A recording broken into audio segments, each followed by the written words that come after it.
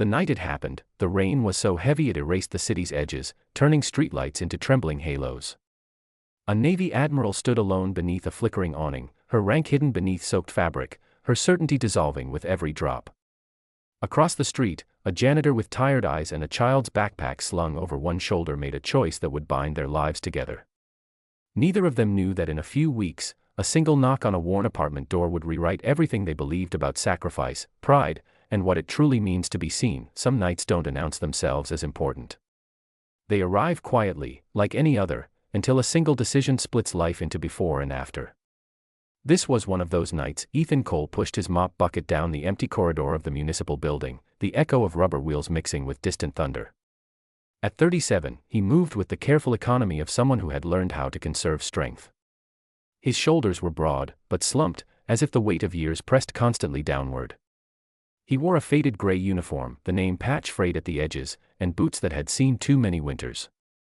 The clock read nearly midnight. Another double shift done. Another night closer to rent day. He checked his phone before stepping outside. One missed call. From his daughter's school. His chest tightened, then loosened when he remembered, field trip permission slip. He'd forgotten to sign it again. Being both mother and father left room for mistakes, and guilt was a companion that rarely left him. The rain hit him like a wall. Not a gentle drizzle, but a cold, soaking downpour that soaked through cloth in seconds. Ethan hunched forward and started toward the bus stop, his jacket pulled tight, his thoughts already on Lily, her crooked smile, her habit of pretending not to be scared of the dark, the way she slept with one sock on and one sock off. She was 8 years old and the center of his world. Halfway down the block, he noticed her. She stood under the narrow awning of a closed cafe, posture straight even as water streamed down her sleeves. Her hair was pulled back tightly, now coming loose, dark strands clinging to her face. She wore a long coat, practical shoes, and carried herself with a kind of discipline Ethan recognized instinctively. Military, maybe. But what caught his attention wasn't her bearing. It was the look on her face. She wasn't just waiting for the rain to stop. She was stuck. Ethan slowed, then stopped. He told himself he was just being polite, just checking. He'd been raised that way. Still, a voice in his head warned him not to get involved. He was tired. He was soaked. He had a bus to catch. "You okay, ma'am?" he called over the rain. She looked up sharply, eyes alert, assessing. For a moment, she seemed ready to wave him off. Pride, maybe.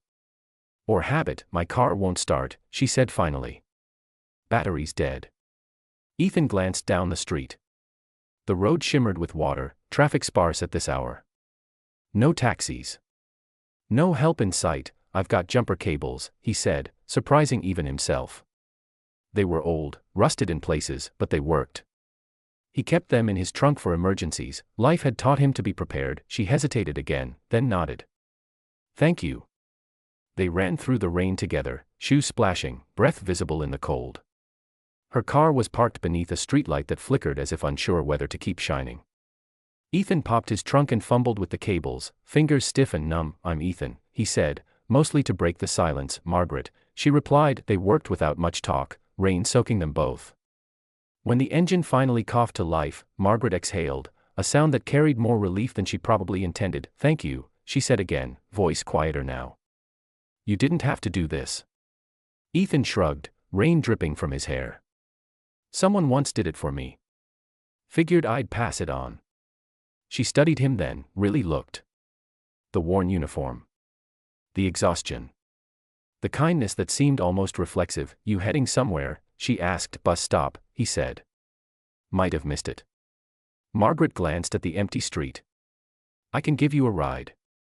He hesitated. He didn't like accepting help. But the rain was relentless, and Lily would be waiting. "All right," he said. "Thank you." Inside the car, the warmth felt almost unreal. As they drove, conversation came slowly, carefully. Ethan mentioned his daughter. Margaret listened, asked questions, remembered details. She spoke little about herself, only that she worked for the Navy and that the job demanded long hours and longer silences. When she dropped him off, she reached into her coat and pulled out a card. "If you ever need anything," she said, handing it to him. Ethan glanced at it briefly before tucking it into his pocket. He didn't read the title printed beneath her name.